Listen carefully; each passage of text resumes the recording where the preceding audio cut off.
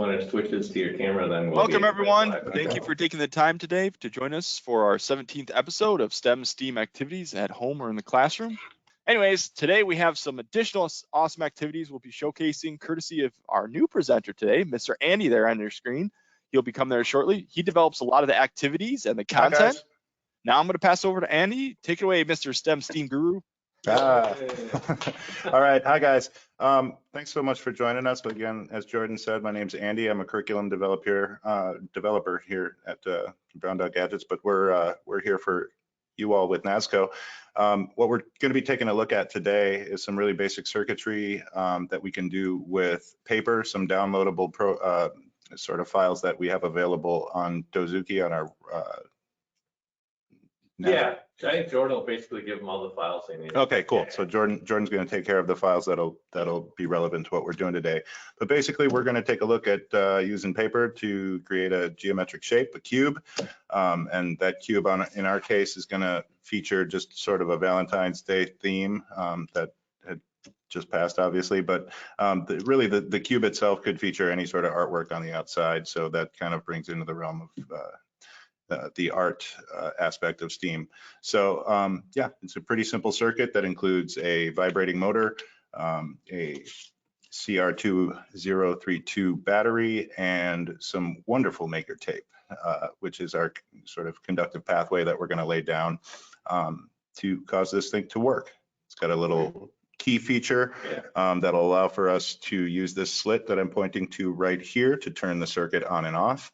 But basically, if you access the file that Jordan will make available to you, downloadable and printable, all in the size that you need it to be in.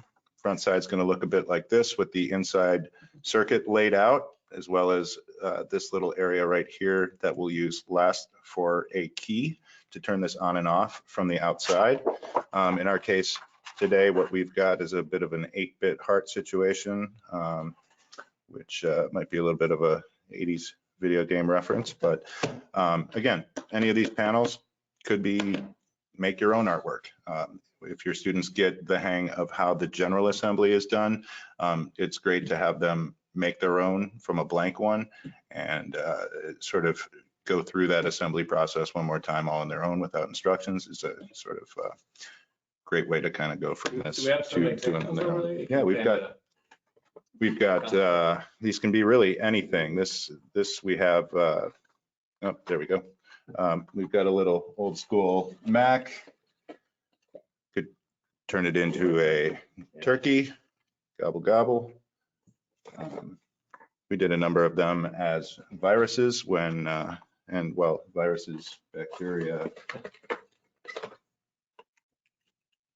and fungi, and all the germs represented. So this can really be a sort of circuit that can be adapted to any number of geometric shapes.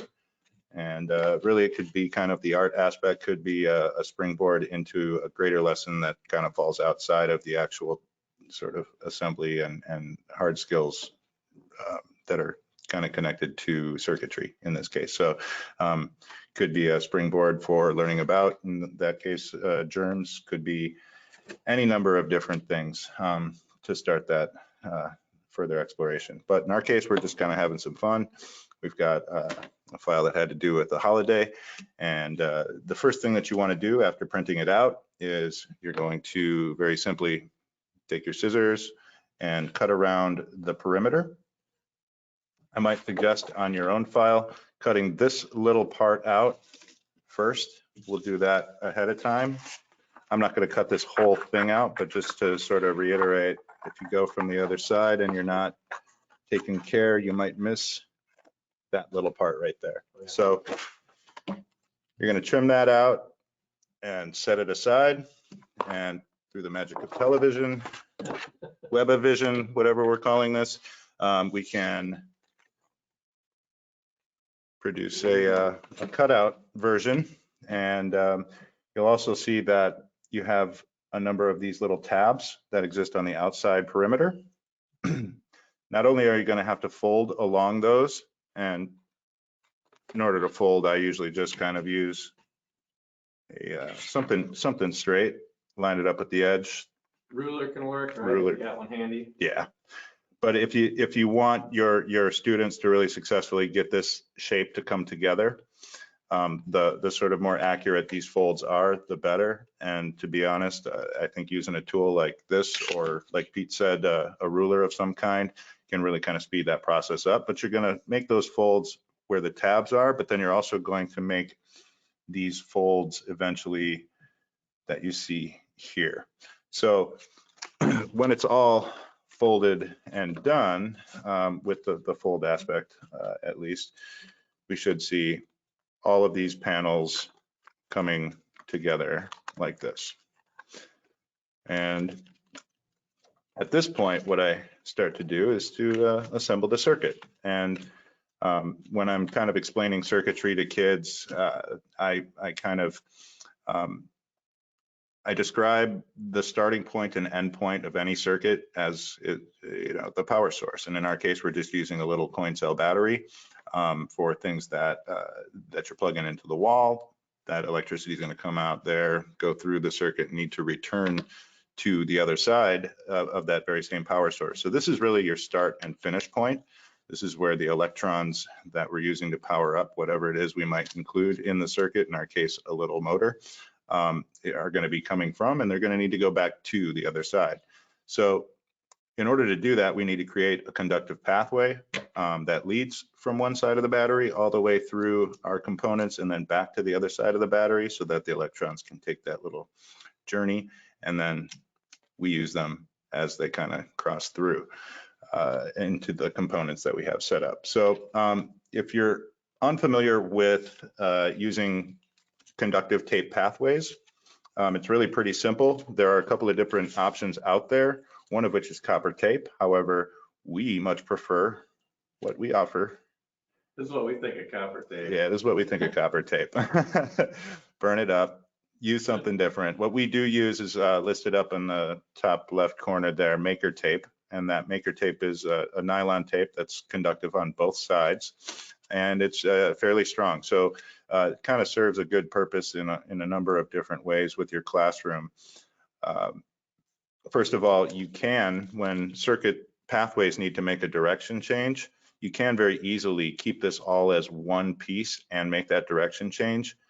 I still sometimes trim it and then just kind of lay it on top of the next section. Wait, you can talk right angle turns? We can do right angle turns. Right angle turns, you know? We can do right angle turns, but they're not always the cleanest looking. So if you want to keep your circuit really tidy, you can take advantage of the second sort of nice feature with regards to maker tape, which is to say that you can layer one piece over top of the next piece and expect for that to be electrically connected. With copper tape, the adhesive on the bottom isn't necessarily going to be conductive, and so when you overlap two pieces, that electricity is not going to flow into the next piece, and you're going to have an open circuit at that point, and your circuit's not going to work no matter how well it's set up. So there are a couple different big advantages to using this maker tape, one of which is that you can make turns without breaking the tape. Although it doesn't look as tidy, you can do it. And also you can layer it over the top of the next piece adjacent to it and expect for those two pieces to stay electrically connected, which is not something that you can do with the foil tapes. So what I'm going to do here is I'm going to start out by following the pathways that are featured in gray, but I'm going to start first here at the battery. I'm going to lay down the tape section that will be underneath the battery first. And then I'm going to take the tape again, and with the next section, I'm going to make a firm connection right at their junction, right there. Again, you can't do that with copper tape. And I'm just following up here. I'm going to stop a little bit in front of this area because this is where we're going to actually hook up our component. And in this case, that component, although it could be an LED, is going to be one of these. It's a simple little vibrating motor. On the inside, you can't really see, but the motor spindle has a little offset weight on it as it spins around because the weight isn't centered evenly on all sides of the spindle. the vibration is what's produced, and we can use that to move pretty light things like paper crafts. Now, Andy, yeah. you could stick your tape down and then stick the wire on top and tape on it. You totally could. Yeah, You totally could. Right through. And that's another really kind of like useful way to approach maker tape use is, you know, what we're doing is something that if you make a mistake, you can patch over it. You can, like Pete had mentioned, you could trim this like so, then peel off your motor, stick it down, and then as long as you're making sure that the metal that's exposed from one of the leads is over top of that conductive surface, you can take a new section or a little patch here of maker tape and lay it right over the top. Yeah. And as long as that wire is now sandwiched in between this section, the longer one, and that little short one that I just cut, that's going to maintain that electrical connection between this part of the pathway and the wire. Now, one of the things that you can do with this activity, or actually any that feature motors, is sometimes if this were my class, I might even have an example that is built in one of two different ways. One where this wire, the blue wire, is connected over here and the red wire is connected over here. Then I might do another one and I might stick that motor down and build it so that the red wire is over here and the blue wire is over here. Now, sometimes you don't want to do that, but in this case, what we're exploring is the potential for difference in polarity. With a motor, one of the key features is that when you hook each of the leads up to that battery in opposite ways, the result is that the motor spindle is going to go in opposite directions, and that's going to produce a difference in direction when its motion is sort of imparted on the shape and it starts to go in motion afterwards. And so sometimes, you know, if this were an activity in my own classroom, I might build one hooked up with the motor hooked up one way, one hooked up with the motor hooked up the opposite way, have them run in front of kids and pose the question at the very beginning: what is causing this change? Can you first of all observe what the difference is between these two? And once you observe the difference, can you come up with a hypothesis or kind of an educated guess as to what might be causing that difference in performance? But from here, we're just going to kind of kick back into the circuit assembly. Now, once we get to this part right here, the slit is a key feature that'll help you turn this circuit on and off. A lot of times when I'm kind of first introducing circuits to a classroom, I might say, you know, something to the effect of we describe circuits in a lot of different ways. And one of the most basic ways that we can describe a circuit is whether it's open or closed, because these are going to produce the outcomes of either on or off. And so I draw these two circles, quote unquote, two circles on my smartboard, my whiteboard, my chalkboard, whatever might be in the class. One of them has a gap in it, so it's not technically an actual circle, but I say to them, I ask my class, you know, if you had to describe one of these circles as open and which one of them as closed, which would it be? Which would be which? And you know, the one with the gap in it is going to be open. The one with no gap in it is going to be a fully closed circle. And in this case, we relate that back to the circular path that the electricity from the voltage source is going to need to travel. And as long as there's a gap in it, open circuits are off. So open, off, if there's a gap in it, we call it open. And if it's open, we should expect for the circuit to be off because the electrons from the voltage source don't have a completed pathway to return to where they are less concentrated. So that's what we're going to be addressing right here. We're going to be creating an intentional gap.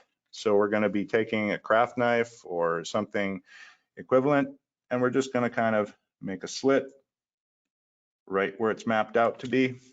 And then in addition, what I might do is I'm going to take that blade and very carefully just fit it into the actual hole that I created. And I'm just going to kind of wiggle it back and forth to widen that out a little bit. The reason we're widening that out is because at the very end, what we want to do with this gap is to close it.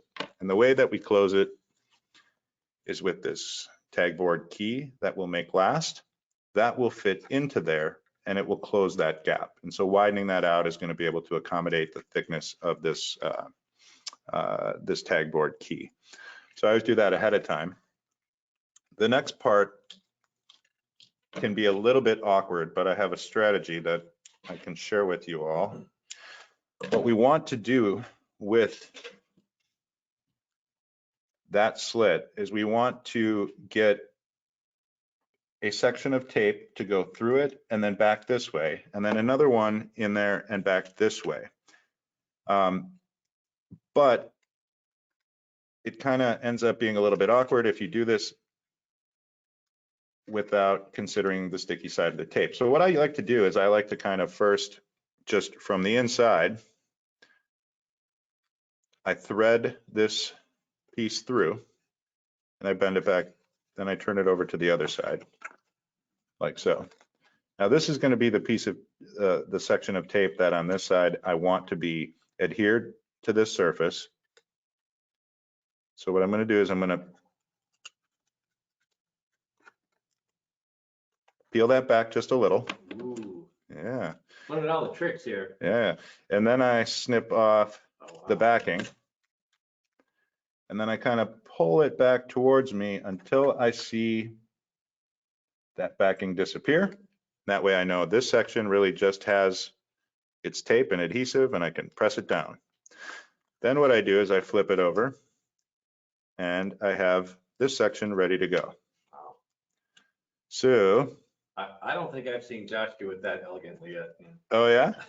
Josh often remarks to me on how he likes that method, but I guess not enough to use it himself. He usually just brags about his right angle turns though. Ooh, that's that. Josh does like a right angle turn. And then he says that I don't do them because I don't know. Well, it's not because you don't know what a right angle is. I've seen your work. So in this case, we've got one of the two pathways sections in this gap completed. Again, I threaded it through first from the inside. I peeled the backing back, snipped it off, pressed that down. Then I flipped it back over and pressed that into place. Over top of it has to, again, be in contact with the stripped end of the wire lead from the motor. So the next thing I'm going to do is really just a repeat of that last step. I'm going to, from the inside, I'm going to thread that through the gap. Again, I'll know it's at with the right orientation if I see the silver side out here on the outside. I'm going to bend this back so that I have access to the backing and get that peeled back just a little bit so that I have access to the backing. And then I'm going to snip that off. I'm going to pull it back a little bit and press it into place. So now we have that section, and they are separated just a little bit. If they're not fully separated, and when we get this assembly fully connected to the battery again, and if the motor goes off, all you have to do is kind of go back in there in between here and give it some more wiggles with that blade to separate it. We want it to be separated. This is basically our switch. And switches can look all kinds of different ways in industrial use and in hobby use. There are just dozens and dozens of different types of switches. What they all kind of have in common is they usually mechanically control whether a circuit or a part of a circuit is open or closed. And so there has to be kind of like an intentional gap somewhere in the mix that at some point by the action of whatever switch we're working with is going to be able to close to make the overall pathway that we have here from battery to component back past the switch and back to the battery, so that that whole circuit, that whole circular pathway back to and from the battery is electrically connected. And Andy, I feel like it's almost time for one of my favorite graphics here. What's that?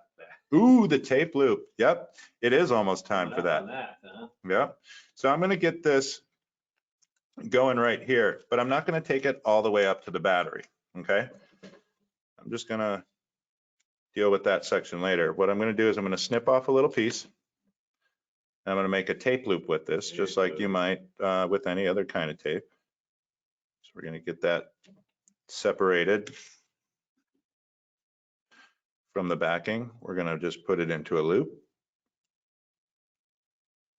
And then before we connect this final section, I'm going to take this tape loop and I'm going to put it into contact with that first section that I had laid down, okay? You'll notice that on your circuit diagram,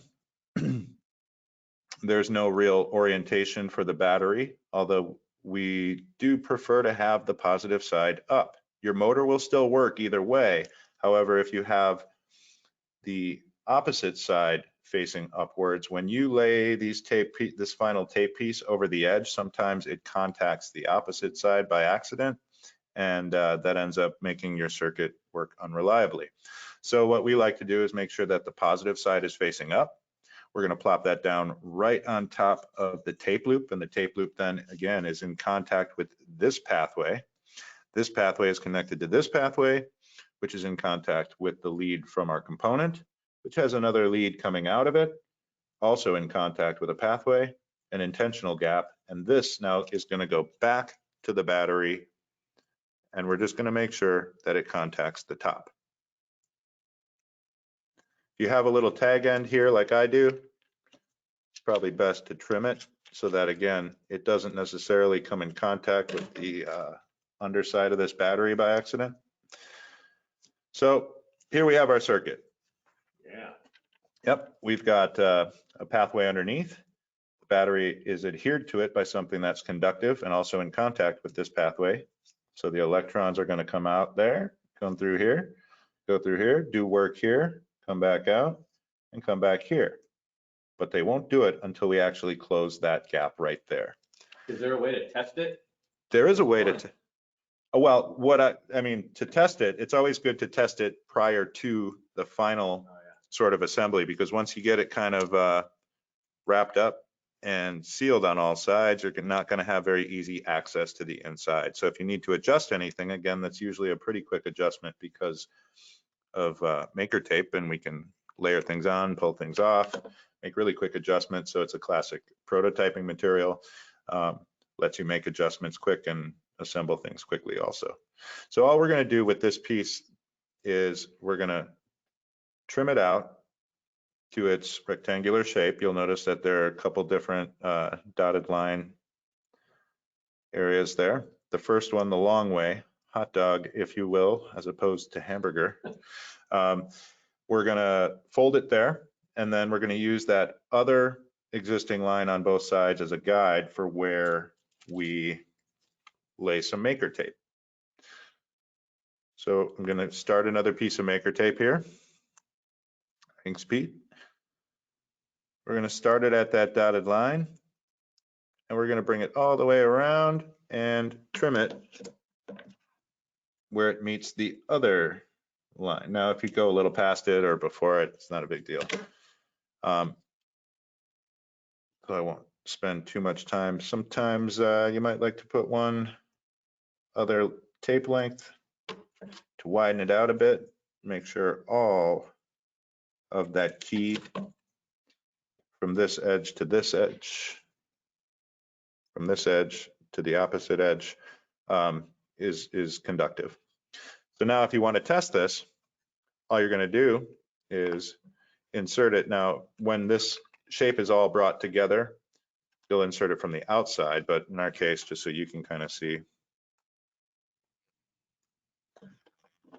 when you plug that in, the gap is closed, and now this thing is moving around. Like a deconstructed cube. Yeah, it's a deconstructed or a spinning T. Oh. Yes. So you'll notice that in this case, this particular project, the way I have it hooked up, was rotating this way. Now, what I was alluding to before in kind of building a bit of an investigation out of this for your students is you could set two of them up as an example, seal them all up, have these two wires hooked up in opposite direction. what you'll find is that if this one was rotating this way, you hook the wires up to the battery in opposite directions, it's also going to spin in an opposite way. And that's just a really key characteristic of basic DC motors. They'll work regardless of which direction you end up hooking them up to the power source. However, if you, depending upon which one you hook up to which side, it's going to change the rotational direction of the motor. And in this case, because that's what's driving, the vibration is what's driving the motion of the actual finished project, it should also kind of transfer that motion, that rotational motion, in the same way to the object. So yeah, it's a key component in a lot of electronics. It's a rotation and polarity is a really key sort of characteristic of that component. And this is a really easy way for you to sort of get your students familiar with that and have them kind of also kind of think like a scientist and ask questions and form hypotheses and test through observation. All right, let's get this built. Yeah, so we're going to get this built. This is really the simple part. We're going to use tape. However, it can come together more cleanly also if you're comfortable using hot glue. However, depending upon your student age group, that might be just a death wish. So I am more comfortable teaching kids how to solder than putting them in contact with a hot glue gun. They're familiar with one and not familiar with the other, and so their confidence can get them into trouble with hot glue. So we're just going to use tape. We're going to bring these sides together very quickly, one side at a time.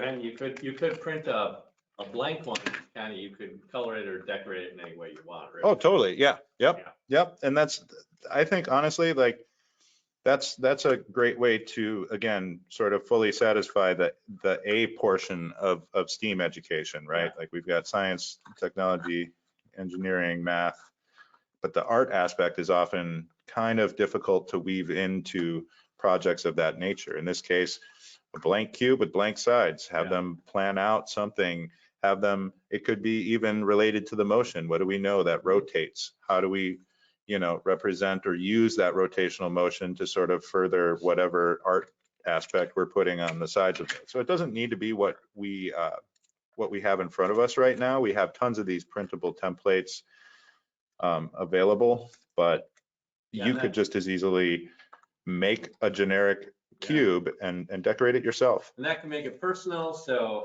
any student, you know, they take this home, they got the one that they made, you know, it's their own. Yeah, ownership. Yeah. All right, I'm ready to see this thing go. All right, so we won't do all the sides together, but you take the conductive end. Right now, there's a gap right here between this conductive pathway and this conductive pathway. That means that this is an open or off circuit. To close it, we shove the width of that tape with conductive tape on it in there to complete the circuit. And boom, there we go. It will. And that's another thing, because the motor is located up at the top. You can turn it all different sides and it may react differently. It throws off the way all of the weight of the components, including the battery, might be centered relative to the object. And so these are all different sort of variables that can be tweaked and controlled to have, I don't know, a sort of different outcome when you put it on the table. Yeah. Yep.